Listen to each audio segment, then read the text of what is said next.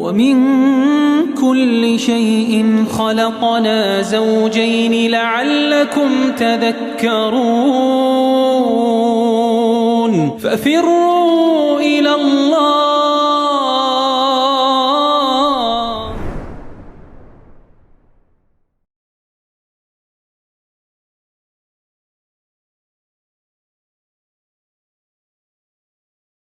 إن الحمد لله نحمده ونستعينه ونستغفره ونتوب إليه ونعوذ بالله من شرور أنفسنا ومن سيئات أعمالنا من يهده الله فلا مضل له ومن يضلل فلا هادي له وأشهد أن لا إله إلا الله وحده لا شريك له وأشهد أن محمدًا عبده ورسوله يا أيها الذين آمنوا اتقوا الله حق تقاته ولا تموتن إلا وأنتم مسلمون يا أيها الناس اتقوا ربكم الذي خلقكم من نفس واحدة وخلق منها زوجها وبث منهما رجالا كثيرا ونساء واتقوا الله الذي تساءلون به والأرحام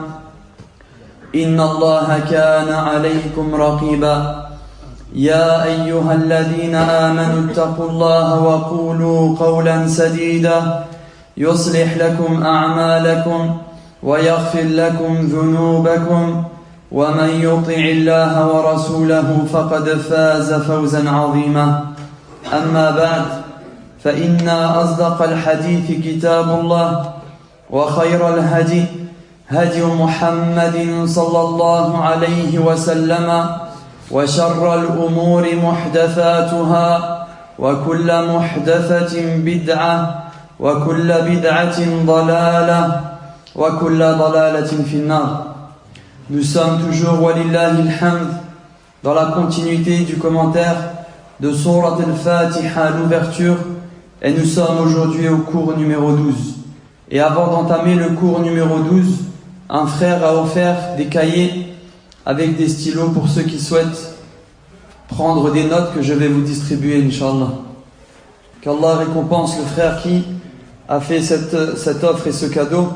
Ça me rappelle une parole de l'imam Ahmed, rahimahullah.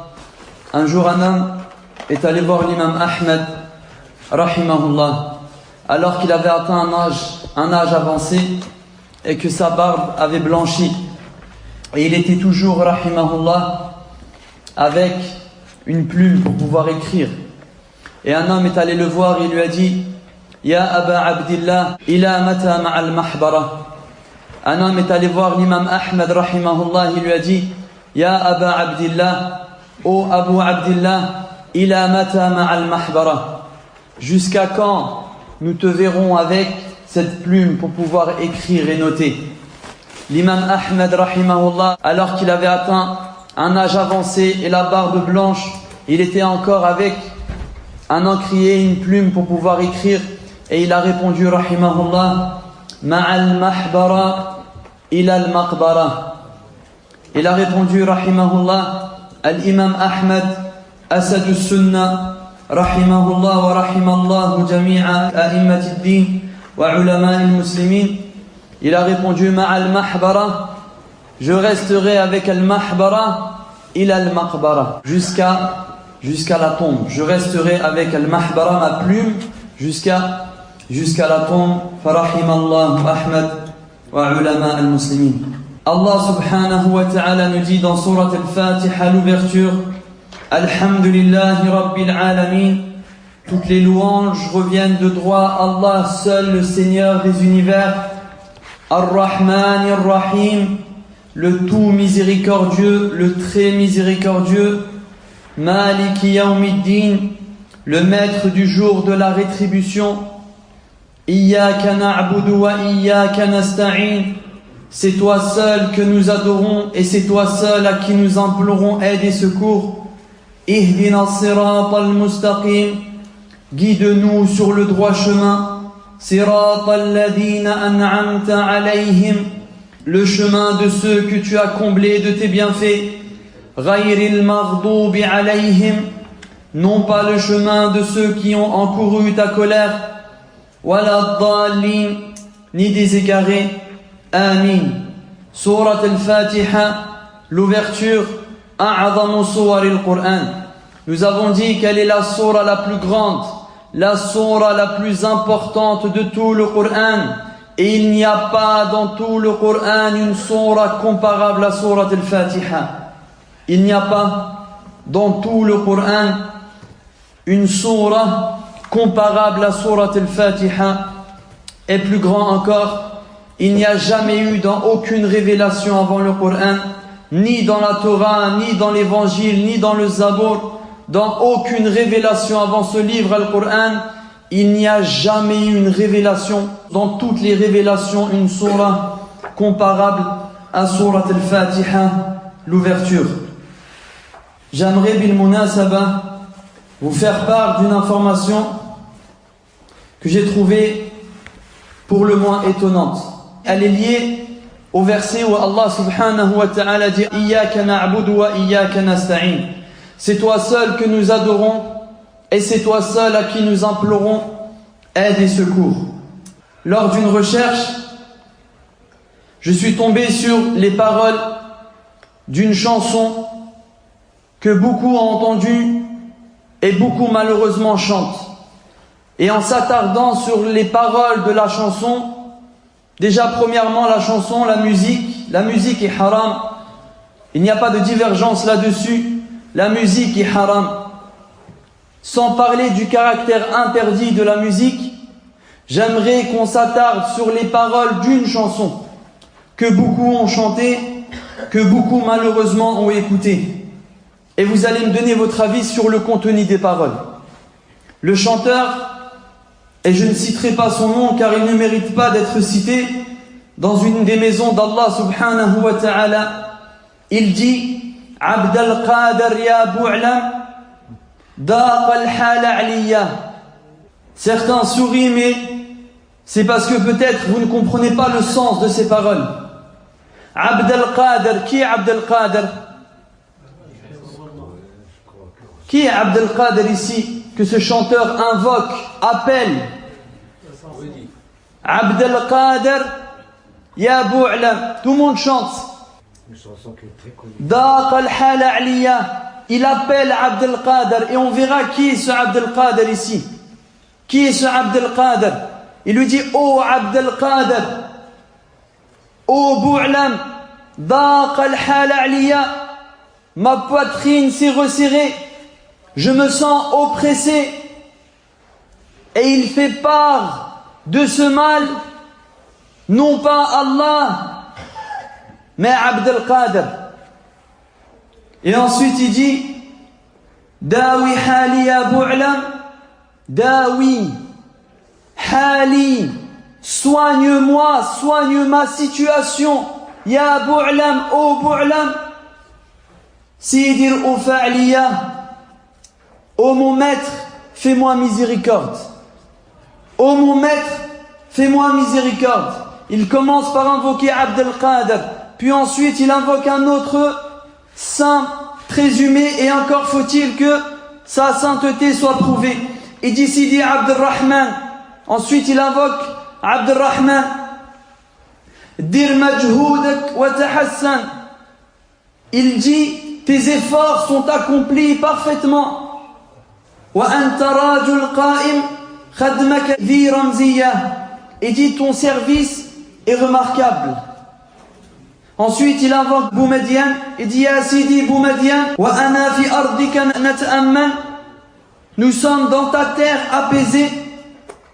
Ya Sidi al-Huwari Sultan Ghali. Et il dit: washfini Abdullah Sultan al-Aliyah. Washfini Abdallah. Guéris-moi Abdallah Sultan al-Aliyah, toi qui es un maître élevé. Il dit: washfini Abdallah Sultan al-Aliyah. Washfini Abdallah Sultan al-Aliyah. Ils invoquent les saints, ils invoquent des morts. Abd al-Qadir ici qui est mentionné au début, quand il dit Abd al-Qadir ya Bou'lam, Attention de dire ces paroles. Abd al-Qadir, ici c'est Abd al-Qadir al-Jilani, rahimahullah. Un homme qui fut parmi les compagnons de l'imam Ahmed, rahimahullah, et dont Cheikh Saleh al-Fawzan, il dit à propos de Abd al-Qadir al-Jilani, il dit Al-Sheikh Abd al-Qadir al-Jilani imam jalil. Il dit le Cheikh Abd al-Qadir al-Jilani est un grand imam, min ulama is-salaf, il fait partie des savants des pieux prédécesseurs, min ashab al-imam Ahmed ibn Hanbal, il fait partie des compagnons de l'imam Ahmed rahimahullah, wa huwa hanbali, et il était sur le madhab de l'imam Ahmed. Wa lahu kitab fil madhab ismuhu al-Ghaniyya, il a un livre également qu'il a écrit dans le madhab de l'imam Ahmed. Il dit imam, c'était un grand savant, abid, un adorateur, taqi, un pieux, kadhabu alayh. Mais après la mort de Abd al-Qadir al-Jilani, rahimahullah, des gens ont exagéré sur Abd al-Qadir. Ils ont élevé son rang au-dessus de ce qu'il méritait et ils lui ont donné des parts divines, des caractéristiques divines qu'il ne convient d'attribuer que à Allah subhanahu wa ta'ala. Et ils l'ont invoqué en dehors d'Allah, et ils lui ont demandé la guérison en dehors d'Allah, et ils lui ont demandé la bénédiction en dehors d'Allah, et ils lui ont demandé al-shafa'a, l'intercession en dehors d'Allah subhanahu wa ta'ala. Et ils ont même prétendu, tenez-vous bien, qu'il était un imam soufi, et qu'il est le fondateur d'une tariqa, d'une voie soufi, que eux ont appelé At-Tariqatul Qadiriyya. At-Tariqatul Qadiriyya, en référence à Abd al-Qadir al-Jilani, et ils ont prétendu bien évidemment faussement et injustement envers cet imam qu'il en est le fondateur. Et Abd al-Qadir al-Jilani, qu'Allah lui fasse miséricorde, rahimahullah, est totalement innocent de ces accusations. L'imam Abd al-Qadir al-Jilani, rahimahullah, il est totalement innocent, rahimahullah, de ceux qui l'adorent en dehors d'Allah, qui l'invoquent en dehors d'Allah, et qui exagèrent à son sujet, autant que Isa, Jésus, fils de Marie, est innocent des chrétiens. Ils sont venus après Abd al-Qadir, rahimahullah, ils ont menti sur lui, ils ont exagéré sur lui, tout comme sont venus les chrétiens après Jésus, fils de Marie, Isa ibn Maryam, alayhim as-salam. Ils ont menti sur Jésus et ils ont exagéré sur lui. Regardez donc l'importance de réviser constamment la parole du tawhid, la parole la ilaha illallah, la parole iyyaka na'budu wa iyyaka nasta'in. C'est toi seul que nous adorons et c'est à toi seul à qui nous implorons l'aide et le secours. Le musulman dit dans Surat al-Fatiha, Iyyaka na'bud, c'est toi seul, ya Allah, que nous adorons. Wa iyyaka nasta'in, et c'est à toi seul, ya Allah, que nous demandons l'aide, le secours, mais aussi la guérison, l'intercession, la bénédiction et toutes les formes d'adoration. Par contre, ce chanteur, il dit à la fin de sa chanson, Arwah dawi li hali, Sidi Abdurrahman, dawi, dawi, dawi. Il lui dit, oh Sidi Abdurrahman, dawi, dawi, dawi. Soigne-moi, soigne-moi, soigne-moi de ce mal-être dans lequel il est. Al-Miskin, s'il savait seulement que celui qui enlève la tristesse, celui qui dissipe les angoisses, celui qui retire le mal-être, c'est Allah subhanahu wa ta'ala wahdahu la sharika lah. C'est à lui seul que nous devons vouer toutes nos adorations, mais aussi toutes nos intentions. Donc n'hésitez pas à informer ceux que vous connaissez ceux qui ont écouté ou qui écoutent toujours cette musique, du contenu, des propos de cette chanson, des paroles extrêmement graves qui constituent de l'association majeure, puisqu'il demande à un saint, il demande à des morts de le guérir du mal-être dans lequel il est, et cela constitue de l'association majeure. Iyyaka na'budu, c'est toi seul que nous adorons, wa iyyaka nasta'in, et c'est toi seul à qui nous implorons l'aide et les secours. Ahdun ma'allah, on s'est engagé avec Allah subhanahu wa ta'ala de n'adorer personne en dehors de lui. Et on s'est engagé avec Allah subhanahu wa ta'ala de ne demander l'aide et le secours à personne d'autre en dehors de lui. Ni Abd al-Qadir al-Jilani, ni Sidi Boumadian, ni Sidi Abd al-Rahman, même pas Al-Hassan ou Al-Hussein, même pas Ali et Fatima, même pas Rasulullah sallallahu alayhi wa sallam. Personne, absolument personne ne mérite d'être adoré et invoqué en dehors d'Allah subhanahu wa ta'ala. Ensuite nous disons Ihdina sirat al-mustaqim, guide-nous sur le droit chemin. Ihdina, guide-nous. Ihdina sirat, guide-nous sur le droit chemin, al-mustaqim, ce chemin qui est décrit comme étant droit. De ce verset, nous tirons un très grand nombre d'enseignements. Parmi les enseignements que nous pouvons tirer, Anna Allah huwa al-hadi, Allah est celui qui guide. Yahdi man yasha, il guide qui il veut. Wa yudhillu man yasha, et il égare qui il veut. Il élève qui il veut. Il rabaisse qui il veut. Il honore qui il veut. Il humilie qui il veut. Fa'alun lima yurid. Allah fait absolument ce qu'il veut. Allah subhanahu wa ta'ala dit Wallahu yad'u ila daris salam. Allah appelle à la demeure de la paix. Wa yahdi man yasha'u ila siratin mustaqim. Et il guide qui il veut sur un droit chemin. Et il guide qui il veut sur un droit chemin. Le prophète sallallahu alayhi wa sallam avait également l'habitude d'invoquer Allah subhanahu wa ta'ala et de demander à Allah subhanahu wa ta'ala la guider. Puisqu'il disait sallallahu alayhi wa sallam kama fi du'a al-qunut Allahumma hdini fi man hadayt. Oh Allah, guide-moi parmi ceux que tu as guidés. Le prophète sallallahu alayhi wa sallam, il demandait donc à Allah al-hidayah, la guider. Et dans le hadith de Ali radiyallahu anhu, il dit Ali radiyallahu anhu, qala li Rasulullah sallallahu alayhi wa sallam, qul Allahumma inni as'aluka al-huda was-sadad. Ali ibn Abi Talib radiyallahu anhu, il dit, le prophète sallallahu alayhi wa sallam un jour me dit, dis, ô Ali, Allahumma inni as'aluka al-huda, ô Allah, je te demande la guidée, was-sadad, ainsi que la réussite.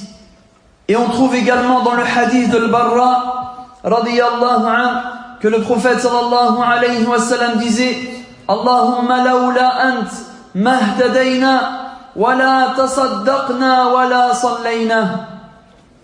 Le prophète sallallahu alayhi wa sallam disait, ô Allah, sans toi, nous ne serions jamais guidés. Wala tasaddaqna, et nous n'aurions rien donné en aumône. Wala sallayna, et nous n'aurions jamais prié. Le prophète sallallahu alayhi wa sallam avait donc pour habitude de demander à Allah subhanahu wa ta'ala la guider, d'invoquer Allah subhanahu wa ta'ala pour lui demander de le guider. Et en plus de tout cela, il récitait sallallahu alayhi wa sallam fi kulli rak'atin yusalliha, dans chaque unité de prière qu'il priait sallallahu alayhi wa sallam, il récitait ihdina sirat al-mustaqim. Guide-nous sur le droit chemin. Guide-nous sur le droit chemin. Dans chaque unité de prière. Prières qui ont lieu 5 fois par jour au minimum pour les prières obligatoires. Donc tu dis au minimum 17 fois par jour, Ihdina sirat al-mustaqim, guide-nous sur le droit chemin, guide-nous sur le droit chemin, guide-nous sur le droit chemin.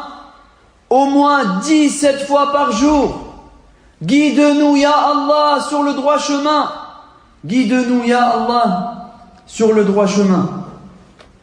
Parmi les enseignements que nous pouvons tirer de ce verset, c'est que l'être humain est dans le besoin d'être guidé.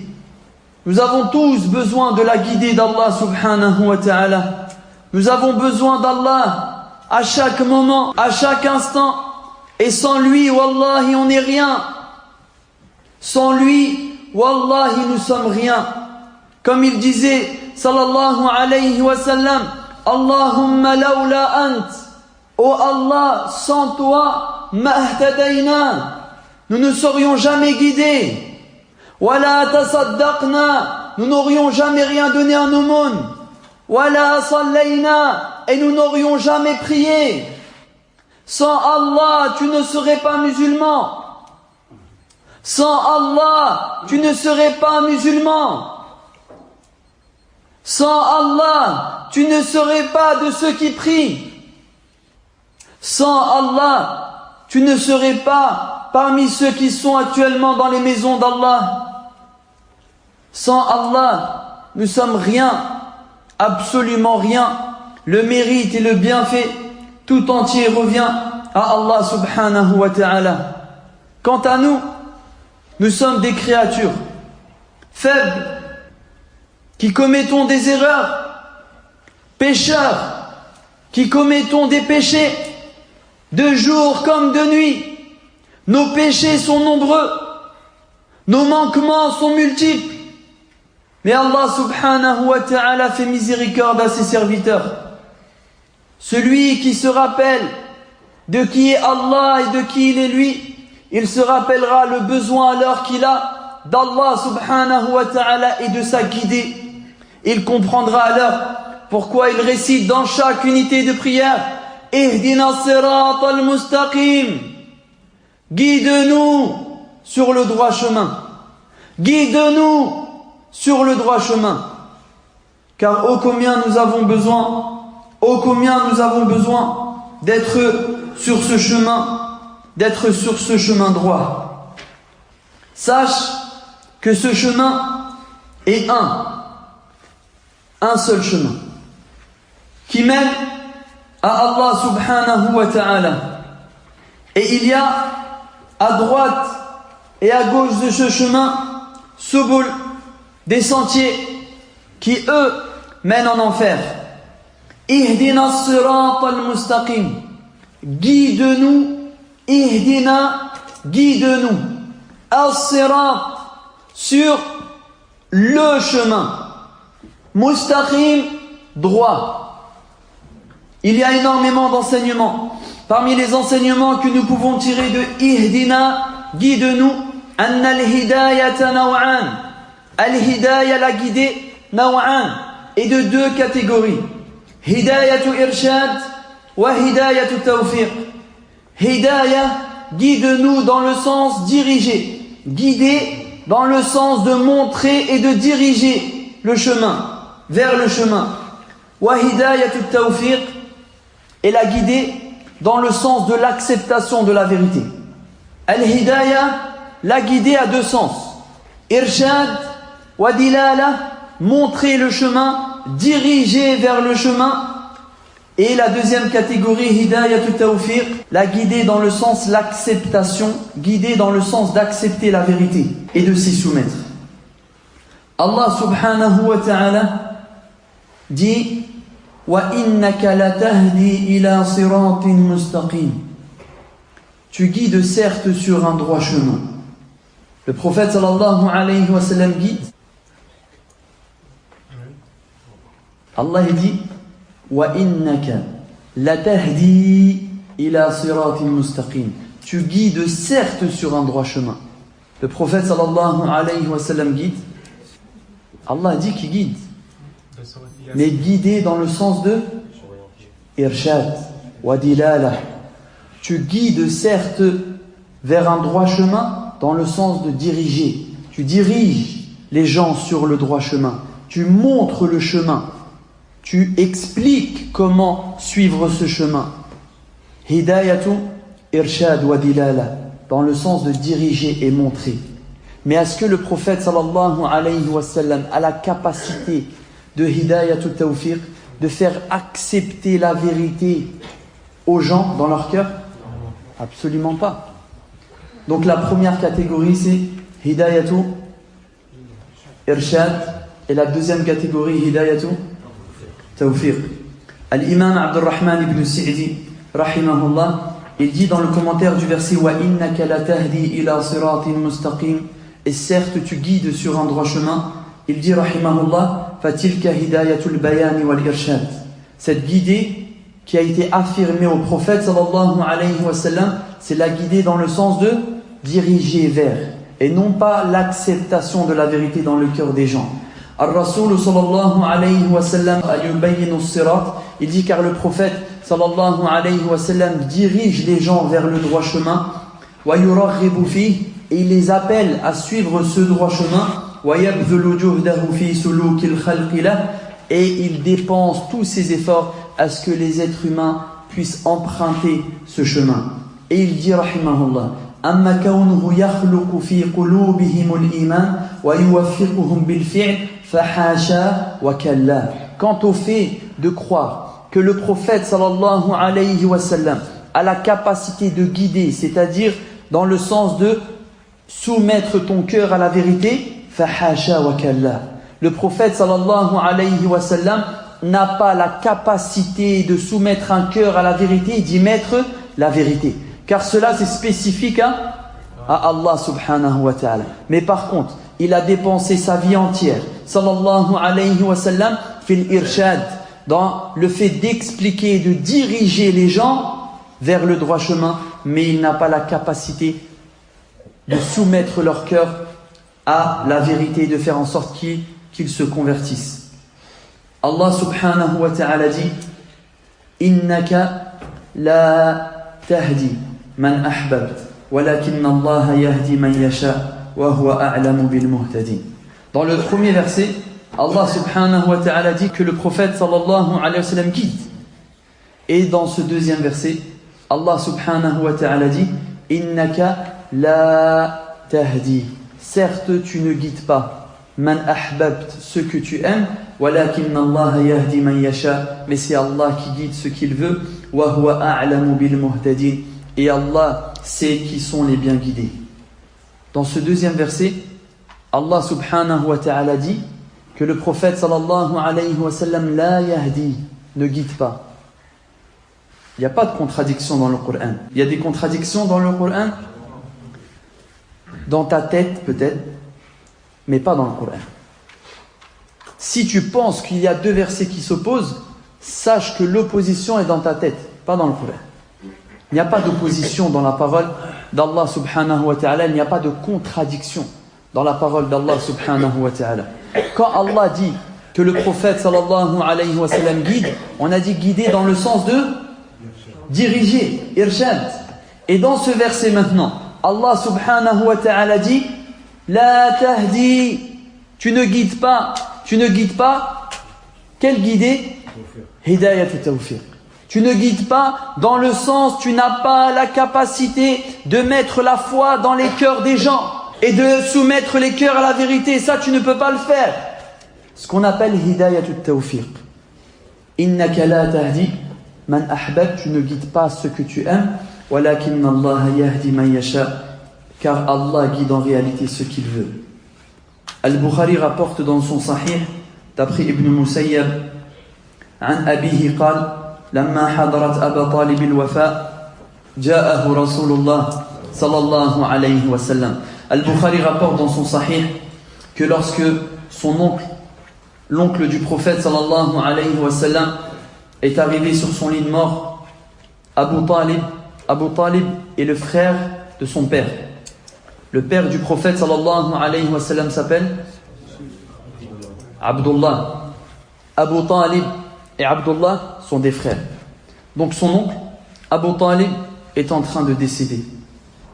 Il est sur son lit de mort. Ja'ahu Rasulullah sallallahu alayhi wa sallam, wa hada min hirsihi sallallahu alayhi wa sallam, ala hidayati nas ay ala irshadihim. Et ça nous montre le souci que le prophète sallallahu alayhi wa sallam avait pour les gens, musulmans ou mécréants. Son oncle, Abu Talib, est en train de mourir.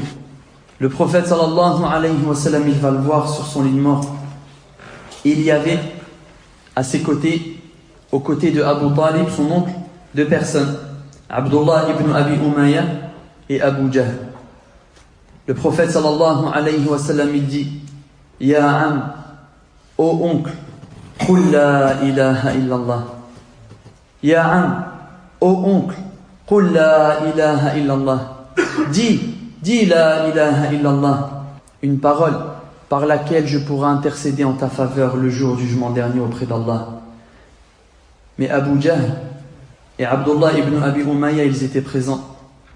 Et ils disent à Abu Talib, en train de mourir, agonisant sur son lit de mort, ils lui ont dit: Atarghabu an millati Abdul Muttalib, vas-tu te détourner de la religion de notre grand-père Abdul Muttalib?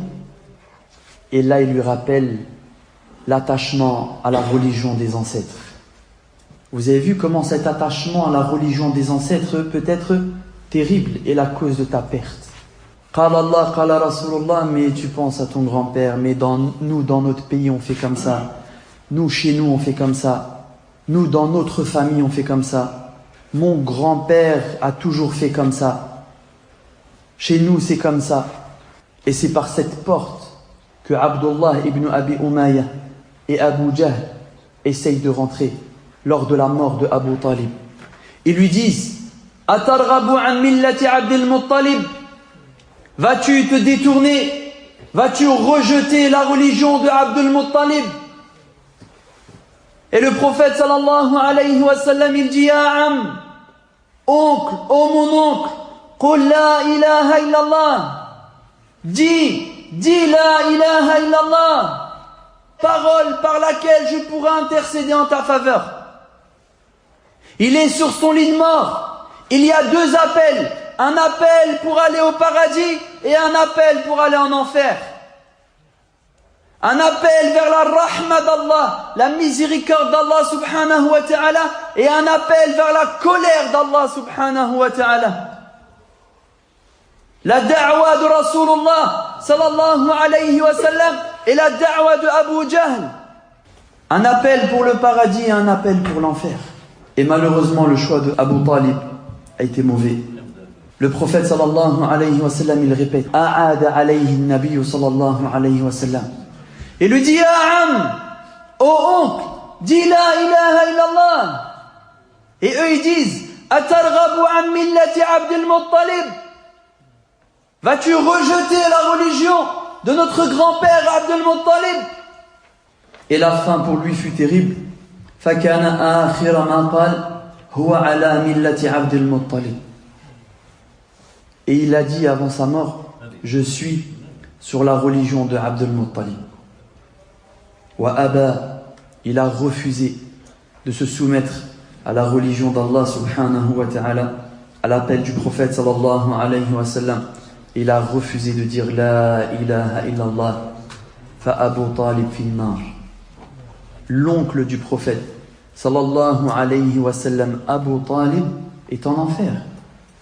Est-ce que le prophète sallallahu alayhi wa sallam a pu soumettre son cœur à la vérité et y mettre al-haq, la vérité?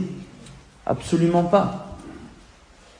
Puisqu'il l'appelle à dire la ilaha illallah, mais il ne veut pas. Il lui dit: Ya am, qul la ilaha illallah. Ô oncle, dis la ilaha illallah. Mais son oncle Abu Talib refuse, et son oncle est mort sur une autre religion que l'islam. Le prophète sallallahu alayhi wa sallam a alors dit: La astaghfiranna laka ma lam unha ank. Je vais alors demander à Allah subhanahu wa ta'ala de te pardonner jusqu'à ce qu'on me l'interdise. Allah subhanahu wa ta'ala a alors révélé l'interdiction. Allah subhanahu wa ta'ala a révélé ما كان للنبي والذين آمنوا أن يستغفروا للمشركين. Il n'appartient pas aux prophètes et à ceux qui ont eu la foi أن يستغفروا للمشركين, d'invoquer le pardon en faveur des mushrikin, de ceux qui sont morts sur le shirk. Donc Allah subhanahu wa ta'ala, dans ce verset, interdit alors au prophète sallallahu alayhi wa sallam d'invoquer en faveur de son oncle Abu Talib qui est mort, païen, mécréant. Et Allah subhanahu wa ta'ala a révélé ce verset sur Abu Talib. Innaka la tahdi man ahbabt. Tu ne guides pas ceux que tu aimes. Walakinna Allah yahdi man yasha. Mais Allah guide en réalité ceux qu'il veut. Donc ici on a bien la distinction entre Hidayatu irshad, la guider dans le sens de diriger, wa Hidayatu tawfiq, la guider dans le sens de mettre la vérité dans le cœur. Hidayatu irshad, le prophète sallallahu alayhi wa sallam en est capable et il l'a fait de la meilleure des manières sallallahu alayhi wa sallam. Il a dirigé les gens sur le droit chemin, il a montré le droit chemin de la meilleure des manières. Ma taraka khayran illa dalla al-ummata alayhi wa la sharran illa hadharaha min. Le prophète sallallahu alayhi wa sallam, il n'y a pas un bien sans qu'il nous l'ait enseigné et il n'y a pas un mal sans qu'il nous ait mis en garde contre celui-ci. Fa salawatu rabbi wa salamuhu alayhi. Donc al-hidayah est de deux catégories, hidayatu irshad wa hidayatu tawfiq. Quand nous on dit alors ihdina as-sirat al-mustaqim, guide-nous sur le droit chemin, hidayatu irshad ou hidayatu tawfiq, vous dites quoi? Les deux. Le Cheikh Abdurrahman ibn Sa'di rahimahullah, il dit dans le commentaire de ihdina, il dit ihdina ay dullana wa arshidna wa waffiqna lis-sirat al-mustaqim. Abdurrahman ibn Sa'di rahimahullah, il dit ihdina, guide-nous, a pour sens dullana, dirige-nous, wa arshidna, dirige-nous et montre-nous, wa waffiqna lis-sirat al-mustaqim, et permets-nous de suivre le droit chemin. Donc quand on dit ihdina as-sirat al-mustaqim, ihdina, guide-nous, implique les deux guidés, hidayatu irshad wa hidayatu tawfiq. Wallah, on a besoin de la guidée d'Allah subhanahu wa ta'ala. Il faut que lorsque tu invoques Allah subhanahu wa ta'ala, lorsque tu pries Allah subhanahu wa ta'ala, lorsque tu récites ce verset ihdina as-sirat al-mustaqim, ressens le besoin que tu as de ce droit chemin. Et sache que ce chemin, il y a à sa droite et à sa gauche un très grand nombre de chemins qui eux-mêmes en enfer. Ihdina, on a vu hidayatu irshad, hidayatu tawfiq. As-sirat, il y a alif wal lam ou pas dessus? Oui. As-sirat mu'arraf, il est défini bil alif wal lam, par al alif wal lam, al. Le L dans la langue arabe correspond approximativement à le ou la en français. Une chaise, le mot est indéfini. La chaise, le mot devient défini. Ici, siratun, le mot est indéfini. As-sirat, le mot devient défini. Mu'arraf bil alif wal lam, le mot devient défini par la présence du alif wal lam. Ibn al-Qayyim, rahimahullah, il dit dans son livre Bada'i'ut Tafsir, au volume 1, il parle ici du sens de al-alif wal lam. Pourquoi on dit ihdina as-sirat, al-sirat? Il dit il y a beaucoup d'enseignements, et il dit rahimahullah ta'rif as-sirat bil lam huna. Il dit fa'lam anna al-alif wal lam idha dakhalat ala ismi mawsuf iqtadat annahu ahaqqu bi tilka as-sifa min ghayrihi. Et puis il développe. Il dit en résumé que le alif wal lam a plusieurs sens. Et parmi les sens du alif wal lam, c'est que le nom al-mawsouf, c'est-à-dire le nom descriptif, devient défini. Et dès lors qu'il devient défini, cela signifie qu'il est plus en droit d'acquérir la qualité qui lui a été attribuée qu'un autre. C'est lui et pas un autre. C'est lui et pas un autre.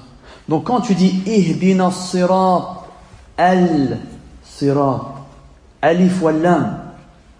Cela montre que le chemin est un. Il n'y a qu'un seul chemin qui mène à Allah. Vous êtes sûr? Il n'y a qu'un seul chemin qui mène à Allah. Il n'y en a qu'un? Vous avez un délai?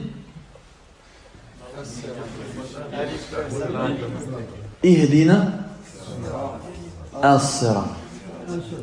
Guide-nous sur le droit chemin. Il y en a combien?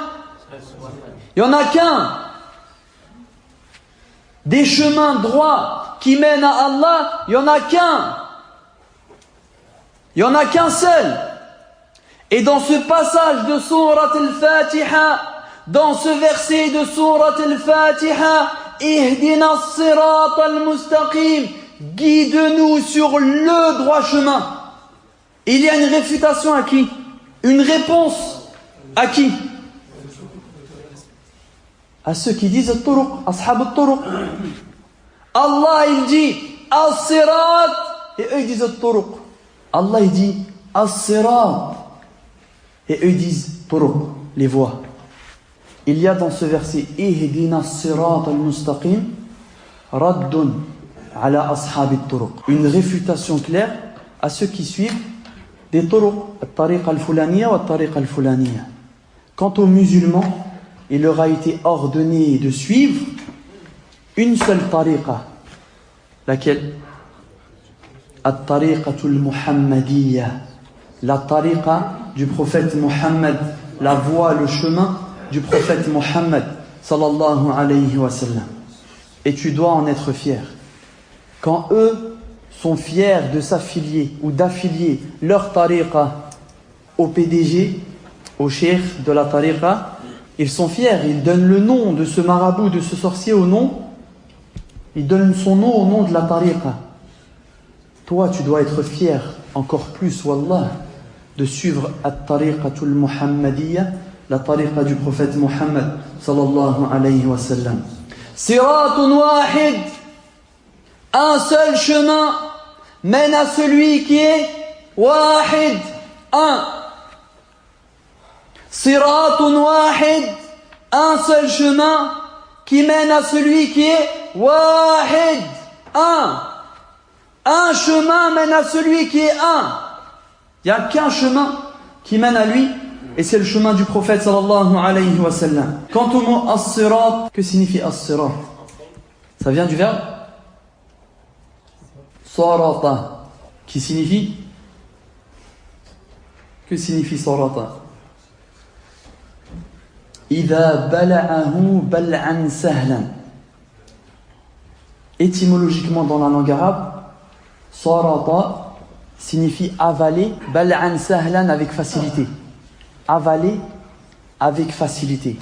Quel est donc le lien entre as-sirat, le chemin, et cette notion d'avaler avec facilité?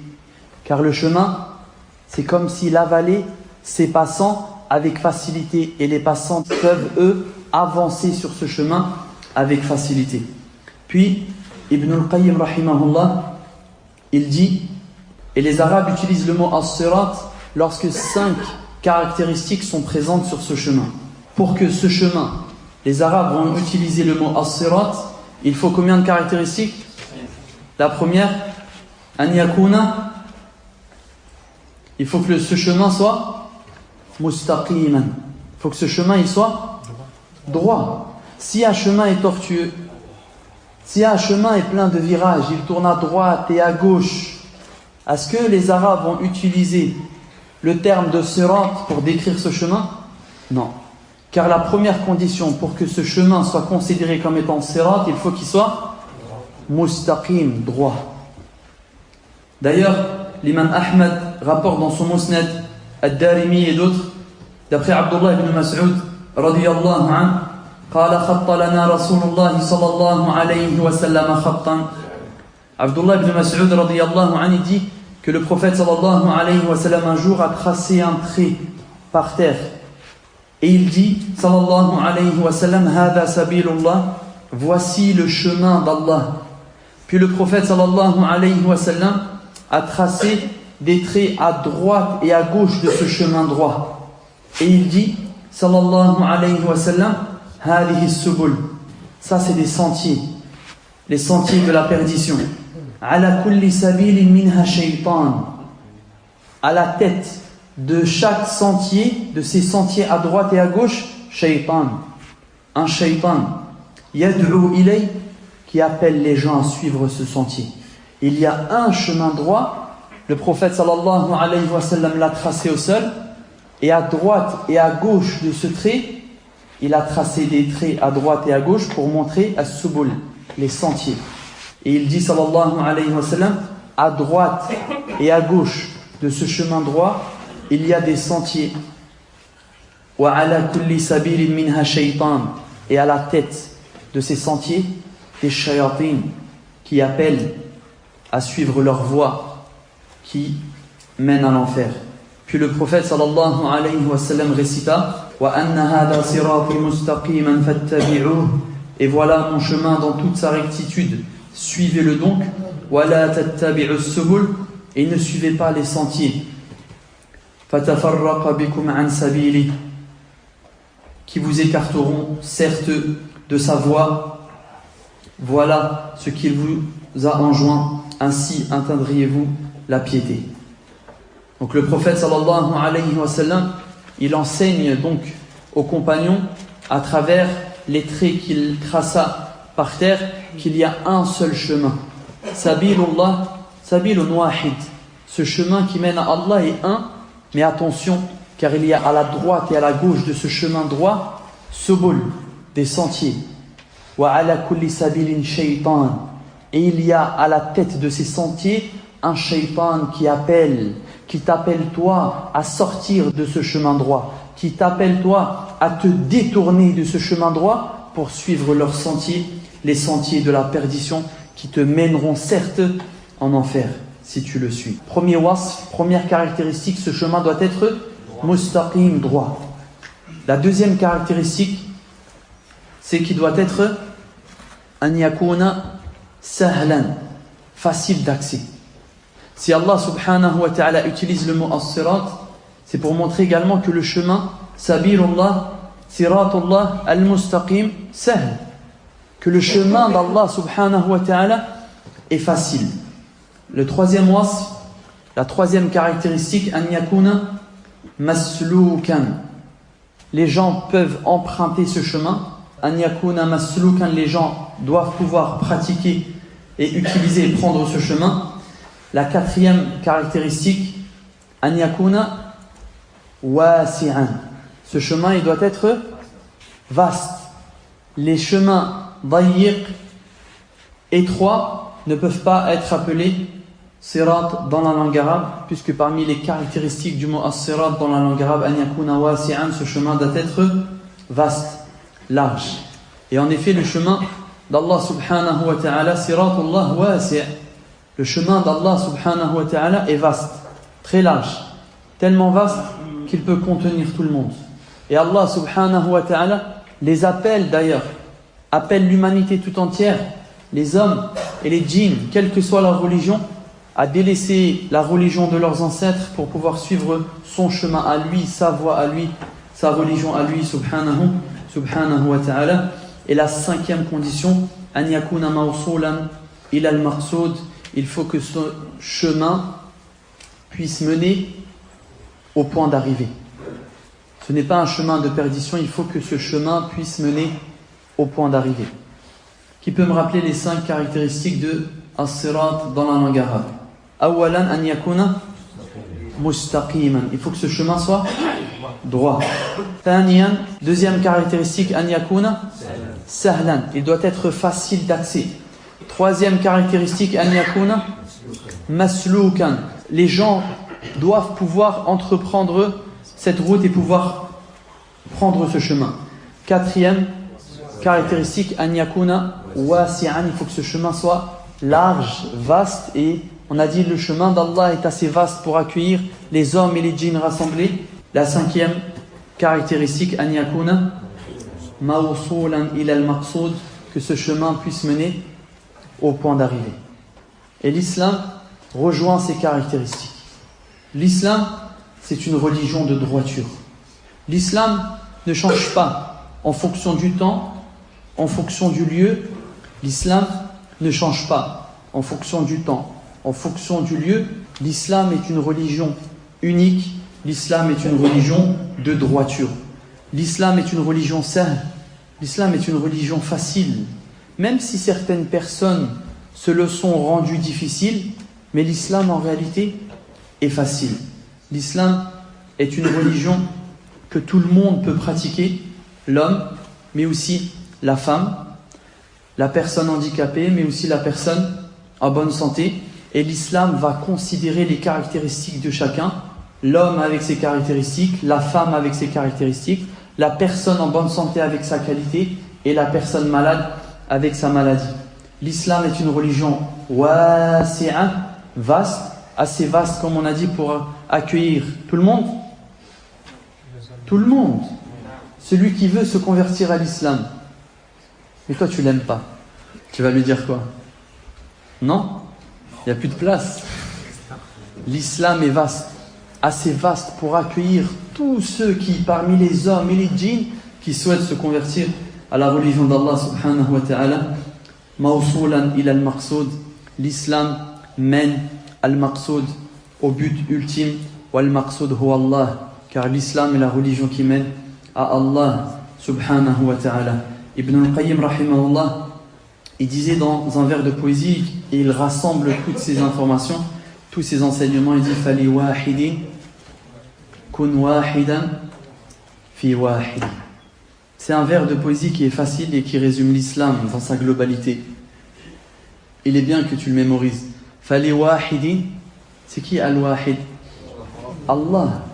Fali wahidin, pour l'unique, Allah. Kun wahidan, toi, il faut que ton intention, tes objectifs, ta détermination soit une. Elle ne doit pas être divisée. Fi wahidin, dans un chemin qui est. Et ce chemin c'est at-tariqatu al-muhammadiyya. Pas une autre. La ghayraha. Tariqatuna tariqatun muhammadiyya. Donc on dit ihdina, on a compris hidayatu irshad wa hidayatu at-tawfiq. Ensuite as-sirat. Le mot as-sirat, on a compris son sens étymologique dans la langue arabe, ça vient du verbe sarata, qui signifie bala'ahu bal'an sahlan, avaler avec facilité, car c'est comme si le chemin avale les passants et ils peuvent marcher sur ce chemin avec facilité. Et on a rappelé les 5 caractéristiques du mot as-sirat dans la langue arabe. Maintenant une question. Allah subhanahu wa ta'ala dit dans Surat al-Ahqaf وَإِذْ صَرَفْنَا إِلَيْكَ نَفَرًا مِنَ الْجِنِّ يَسْتَمِعُونَ الْقُرْآنَ فَلَمَّا حَضَرُوهُ قَالُوا أَنصِتُوا فَلَمَّا قُضِيَ وَلَّوْا إِلَىٰ قَوْمِهِمْ مُنذِرِينَ. Rappelle-toi lorsque nous dirigeâmes vers toi un groupe de djinns afin qu'ils écoutent le Coran. Quand ils assistèrent à sa lecture, ils dirent écoutez attentivement, puis quand ce fut terminé, ils retournèrent à leur peuple Mundhirin, avertisseurs. Qalu ya qawmana, ils ont dit ô notre peuple, inna sami'na kitaban, nous avons entendu un livre, unzila min ba'di Musa, qui a été révélé après Moïse, musaddiqan lima bayna yaday, et qui rend véridique ce qui a été révélé avant. Yahdi ila al-haq, ce livre guide à la vérité, wa ila tariqin mustaqim, et il guide sur un chemin droit. Le mot ici qui a été utilisé, il guide sur un ila tariqin mustaqim.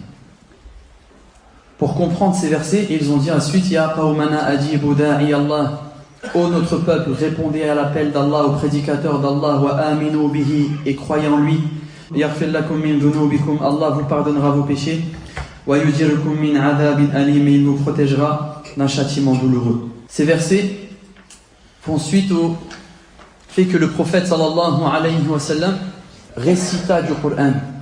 Des djinns ont été envoyés par Allah subhanahu wa ta'ala pour écouter la parole d'Allah subhanahu wa ta'ala. Et ces djinns, ils ont entendu le Coran récité par le prophète sallallahu alayhi wa sallam, ils ont donc été touchés par la récitation du prophète sallallahu alayhi wa sallam et par le contenu de cette parole, par le message d'Allah subhanahu wa ta'ala. Ces djinns sont retournés voir leur peuple. Ils ont dit Ya qawmana, ô notre peuple, inna sami'na kitaban, nous avons entendu un livre, unzila min ba'di Musa, qui a été révélé après Moïse, musaddiqan lima bayna yaday, et qui rend véridique les livres révélés avant. Yahdi ila al-haq, ce livre guide à la vérité, wa ila tariqin mustaqim, et ce livre guide sur le droit chemin. Tariq. Question, pourquoi les djinns ici ils utilisent le mot tariq et pas sirat? Pourquoi les djinns ici ils utilisent le mot tariq et pas sirat? Ils retournent à leur peuple. Du'at ila tawhid, des djinns qui appellent au tawhid. Ya qawmana ajibu da'i Allah, ô notre peuple, répondez au prédicateur d'Allah, répondez à l'appel d'Allah. Mais ils utilisent le mot tariq. Ibn al-Qayyim rahimahullah, il dit fihi fa'idatun badi'a, il y a dans l'utilisation du terme tariq par les djinns dans ce verset une faïda magnifique. Il dit, avant de parler de ce livre, ils ont dit unzila min ba'di Musa, un livre qui a été révélé après Moïse. Donc un chemin qui a déjà été emprunté par qui? Par Moussa, Moïse alayhi salam. Et le prophète Mohammed sallallahu alayhi wa sallam n'est pas le fondateur de ce chemin.